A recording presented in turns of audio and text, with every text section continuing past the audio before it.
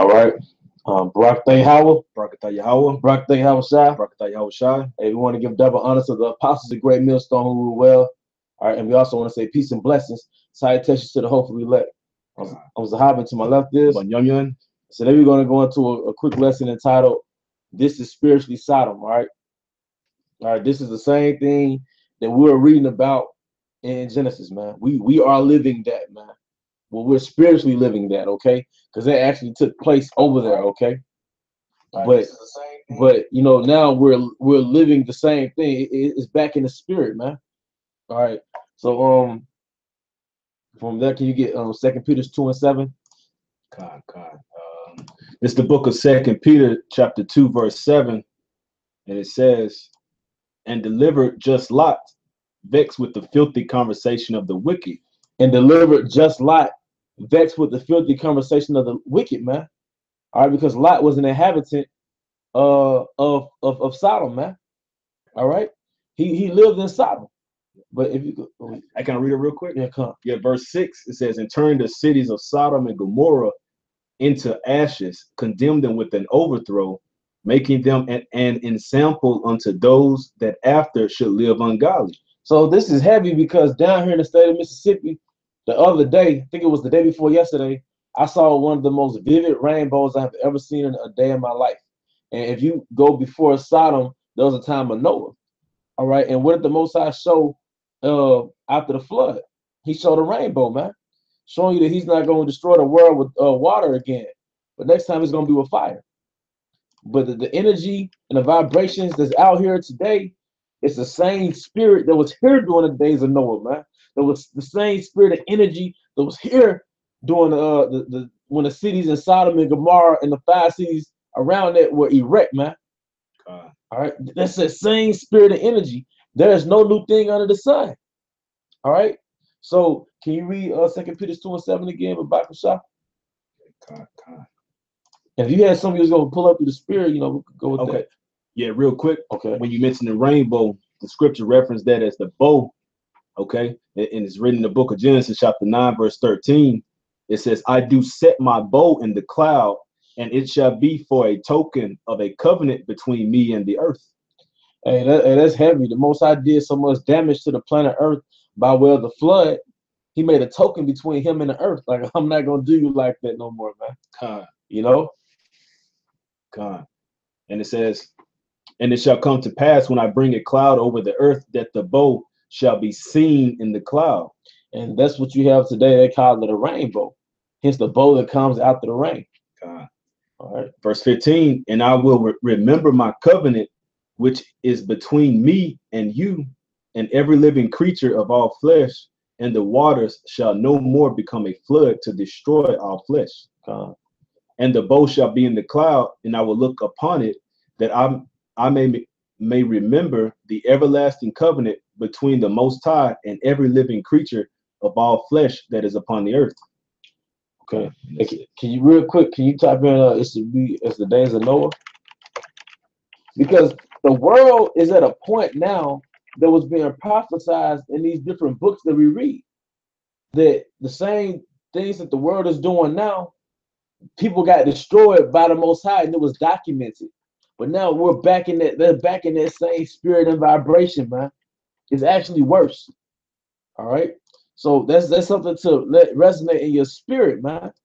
All right, because you had an article written out a while back saying that God owes us an apology for destroying Sodom and Gomorrah. So they actually had that. I think it was in Washington, somewhere in that area, but they actually said God owes us an apology for destroying Sodom and Gomorrah, man. All right. Was it what you're looking for? But as in days of Noah. Yeah, you get that. Okay. Well, that's one of them, you know. Okay. I believe it's in all 4 books of the gospel. But that's the point. You know, in Matthew says, "But as the days of Noah were, so shall also the coming of the Son of Man be." So there was an economy going around. There was structure. There was systems. All right, go ahead. Watch. I'll read it. Okay, it's a lot. Hey, verse Matthew 24:38. It says, "For as in the days that were before the flood, they were eating and drinking, marrying and giving in marriage until the day that Noah entered into the ark." So there was traffic going around. There was life going around.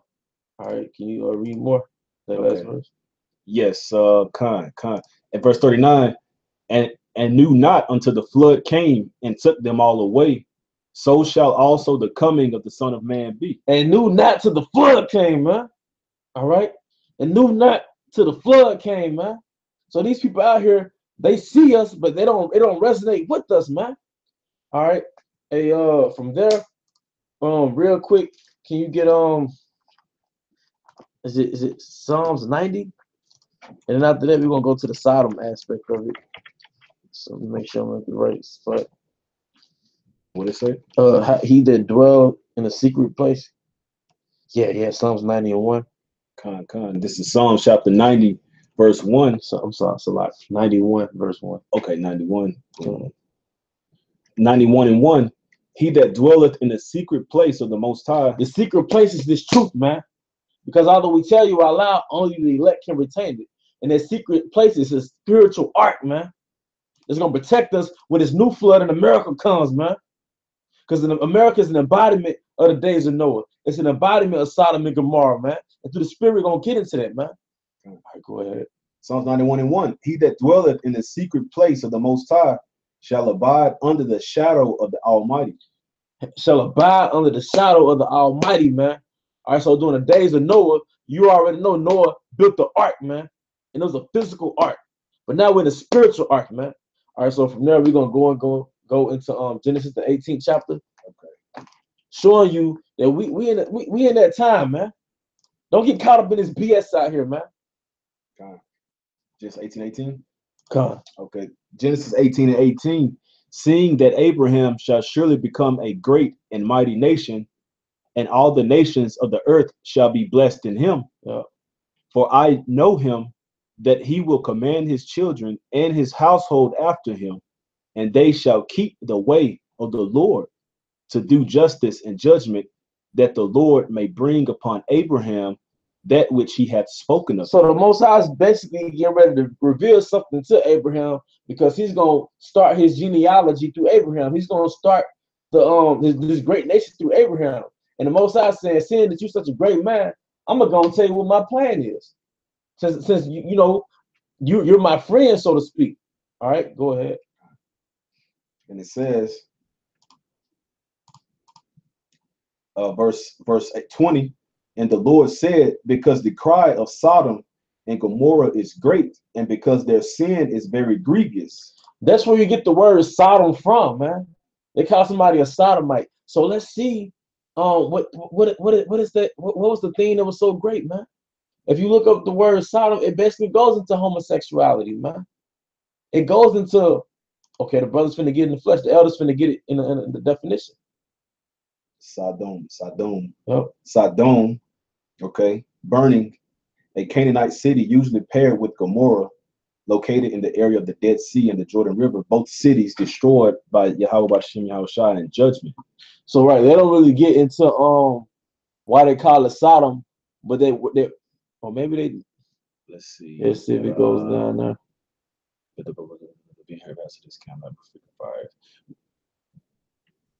Now let's look it up.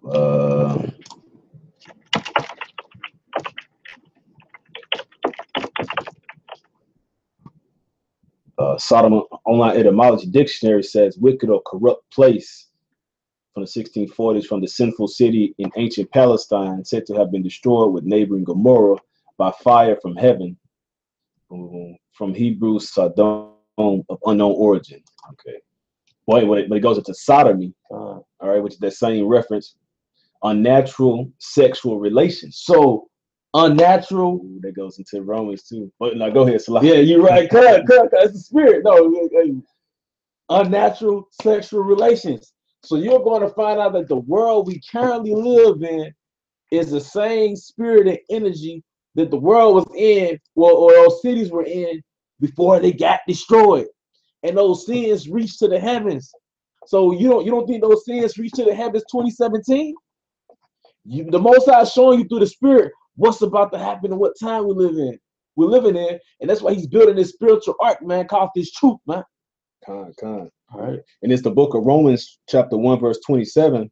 It says, and likewise also the men, leaving the natural use of the woman, burned in their lust one toward another, men with men, working that which is unseemly, and receiving in themselves that recompense of their error which was meet. So women being lesbians and men becoming homosexualities. I mean, homosexuals. The water. Mm-hmm.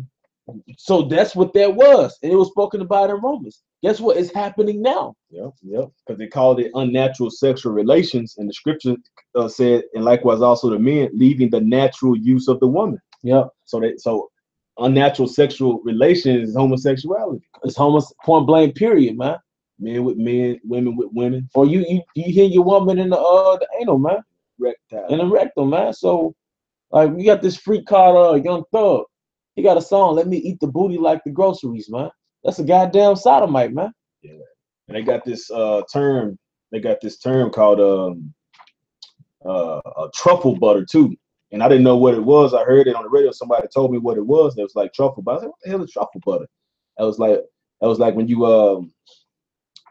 you take it from the anus and put it in the vagina. It makes a brownish color or something of that nature. I'm like, what the hell is it like? Like, who would want to do that? Like, that's just, it's unnatural. It's unnatural, man. It's unnatural, man. And hey, man, it's a lot of freaky stuff that go on. But when you read the scriptures through the spirit, it makes sense of what time we're living in. All right, because if you go to a lot of big cities where they call liberal cities, and you go out where people have tours and all that, you might be with your woman, and another woman might ask, "I want to have sex with you and your woman."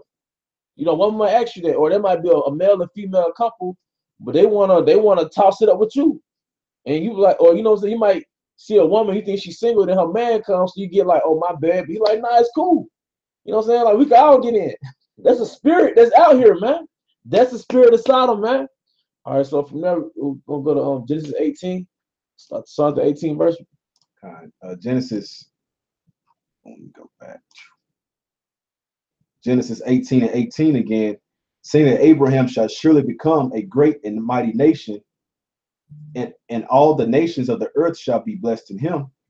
For I know him that he will command his children and his household after him, and they shall keep the way of the Lord to do justice and judgment, that the Lord may bring upon Abraham that which he hath spoken of him. All right, read on down. And the Lord said, because the cry of Sodom and Gomorrah is great, and because their sin is very grievous, I will go down now and see whether they have done altogether according to the cry of it, which is come unto me, and if not, I will know.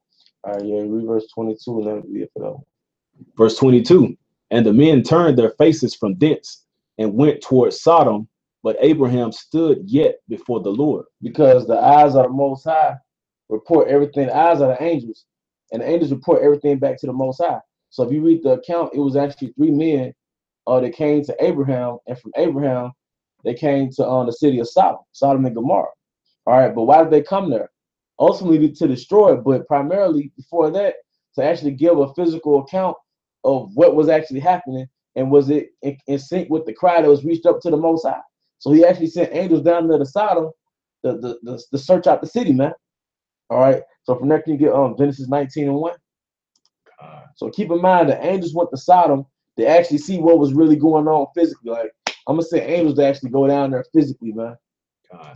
All right, because you read the Bible, you think it's some ancient stories that happened a million years ago. Yeah. They did some stuff in the ancient world, man.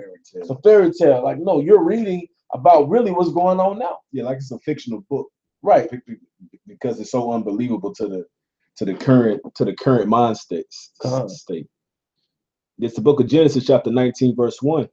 It says, and there came 2 angels to Sodom at even, and Lot sat in the gate of Sodom, and Lot, seeing them, rose up to meet them, and he bowed himself with his face toward the ground.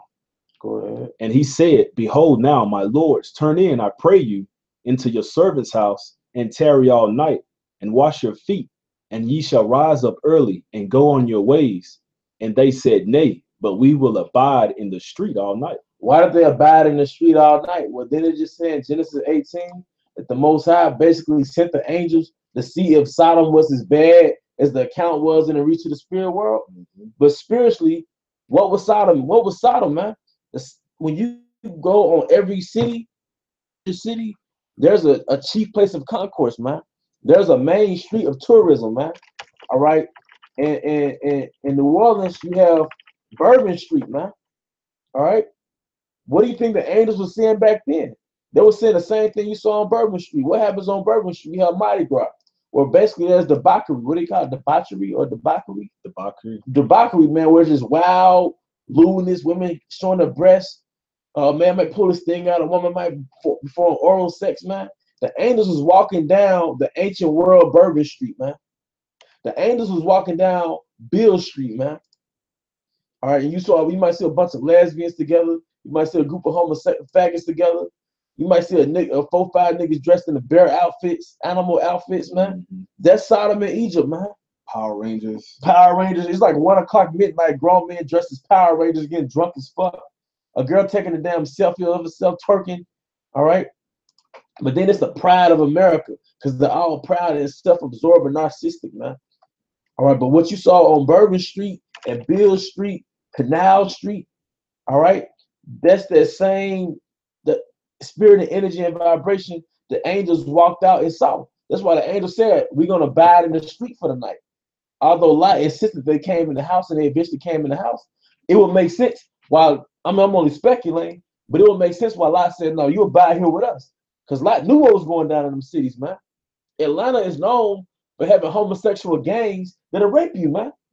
That's actually reported. Anybody from Atlanta probably tell you that. They got actually gangs in Atlanta that rape men. So speaking of that, let's go and finish that Genesis 19 out from the 2nd verse.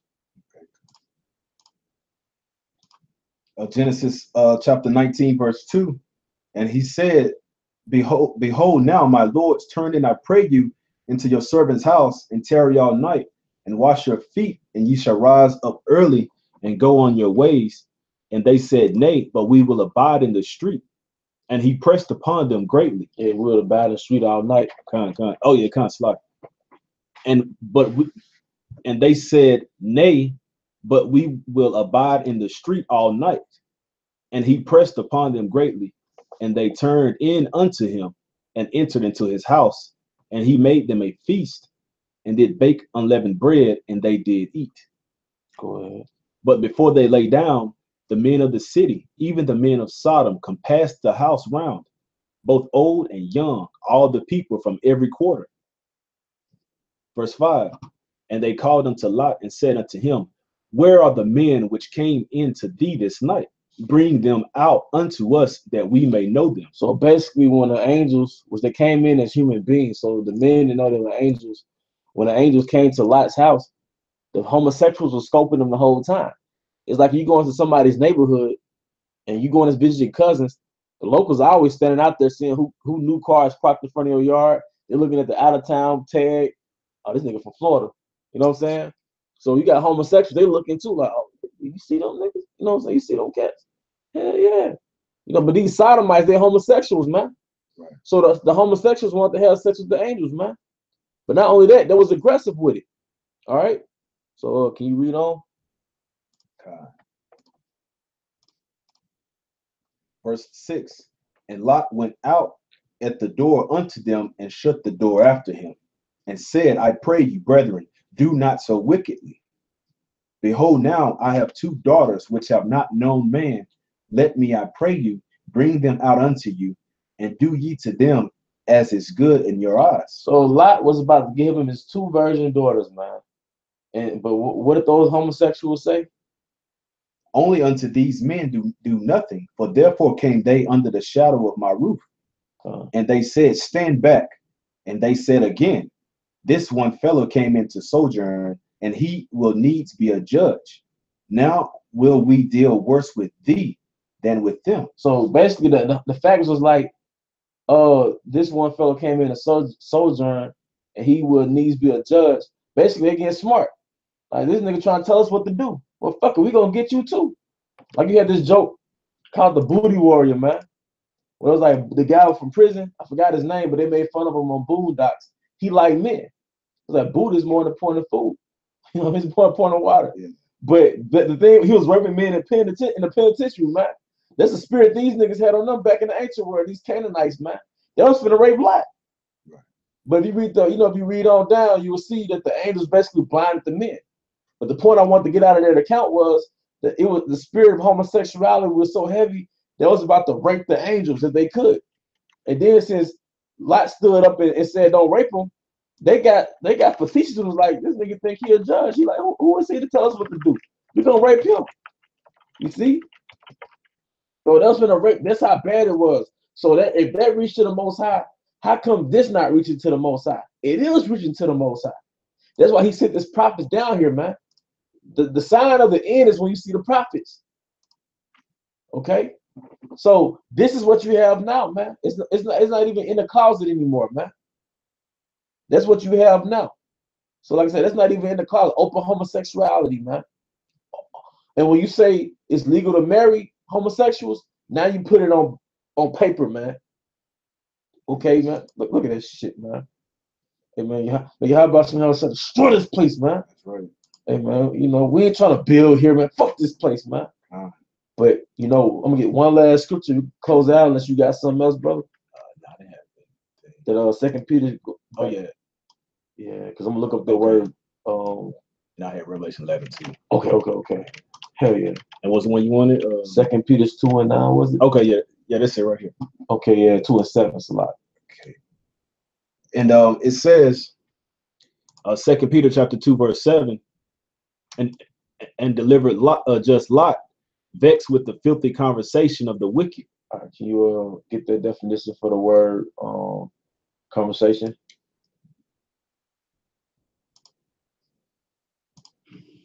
Strong's G 391. Anastrafe. Anastrafe. And it says manner of life, conduct, behavior, deportment.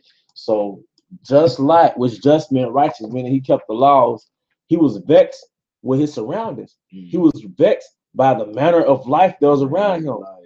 He was their lifestyle, that open homosexuality, their lesbianism, 2 dads and a kid. All right, men raping men, gang rape, man. He was vexed with a rapper named Slim Thug to let me eat the booty like it's groceries, man. He was vexed with not being able to tell if this is a man or a woman, man. He was vexed by the manner of life. This same sex. Like you had the Breakfast Club, they got on this nigga Lil Duval because he referred to a transgender as a tranny, and they cut him off. It was like you can't say tranny. That's politically incorrect. That's a hate crime. So if you follow after the Most High and condemn wickedness, that's a hate crime, man. If you follow after the Most High and you condemn wickedness, that's a hate crime. You'll destroy your career if you say homosexuality is wrong, man. Right, look at this, man. Everything about this is wrong, man. Yeah. But they want you to be PC about it. The Bible's not PC. The Bible don't have any gray areas, man. It is what it is, and it ain't what it ain't, man, according to the scriptures. Oh, but you know what? There's a corporate side of this. I'm gonna get it real quick. Just through the spirit, because I was watching the movie Alexander, and when Alexander, man, came into power, that dude had a boyfriend, which was his buddy. He was having sex with. Then he when he conquered one of those cities in was it Persia? He copped him a transgender back then. So he stayed popping other men, but he was conquering the world. So he spread their lifestyle wherever he went. So I'm just gonna get that real quick. Is I think it's First Maccabees 1:1. And it happened after that Alexander, son of Philip the Macedonian, who came out of the land of Shittim, had smitten Darius, king of the Persians and Medes, that he reigned in his stead the first over Greeks, and made many wars and won many strongholds and slew the kings of the earth, and went through to the ends of the earth and took spoils of many nations, insomuch that the earth was quiet before him, whereupon he was exalted and his heart was lifted up. Let me see if I get to the point right quick. Because it basically went into wickedness. Okay, I'm gonna skip to verse 7. And Alexander reigned 12 years and then died, and the servants bare rule everyone in his place. And after his death, they all put on crowns upon themselves, so that their sons after them many years, and evils were multiplied in the earth. That's right. So why did it say evils were multiplied in the earth after Alexander or the Grecians came into power, man, because they're the Edomites. The culprit of wickedness is Esau. Yeah, you had the Canaanites doing it, but the Esau marketed their whole lifestyle throughout the whole world, man. So anywhere the Greeks went, the freaks went, man. So Alexander, the Edomites, Esau, the so-called white man, is the corporate of all wickedness. If you want to know who the so-called white man is, go back this track record going back to Alexander. The person, no matter who the person is, you can trace who they are by their actions. When Alexander came into power, wickedness came on earth. What was wickedness? Open homosexuality, sodomy, raping men. They call the Greeks boy lovers. Now it just so happens that who runs America? The so-called white man. What do you have now? Marriage laws, same-sex marriage, giving homosexuals rights, transgender restrooms. That never happened until Esau came into power, man. Yeah, this article here says a man is defined by who he is, not by how society defines a man. So this was obviously a female, but and then she cut her hair, you know, as an illustration, and now look at smiling. She was unhappy right here. She was unhappy being a woman. Yeah. But now, it's madness, man. But we're the bad guys. Yeah. If you have an opinion that's contrary to social society, then you're the bad guy. But this is the new world order, man. Yeah. But if you're gonna get Revelation 11, this is the book of Revelation, chapter 11, verse 8, and it says, "And their dead bodies shall lie in the street of the great city, which spiritually is called Sodom and Egypt, where also our Lord was crucified." So you want to expound on that? All right. Well, and that city that spiritually Sodom and Egypt is America. In the different capital cities that make America what it is, they embody Sodom and Egypt. That's why in Memphis you had a pyramid, Las Vegas you had a pyramid. All right, in Washington you got the Egyptian obelisk. All right, Atlanta you have different obelisks. Okay, but spiritually Sodom and Egypt, the same vibration and energy they had back in that time, which was basically adultery, homosexuality, popping women in the butt, being faggots, all in the bestiality. That same spirit is here. Pedophilia, that same spirit is here. That's why it's called spiritually Sodom and Egypt, man. And Egypt, we went into captivity. It just so happens to be the same place where we went into captivity. But you had your closing statement. Amen. With that, I hope you brothers are edified, man. Keep it strong, stay in the spirit. To the next lesson, shalom. Shalom.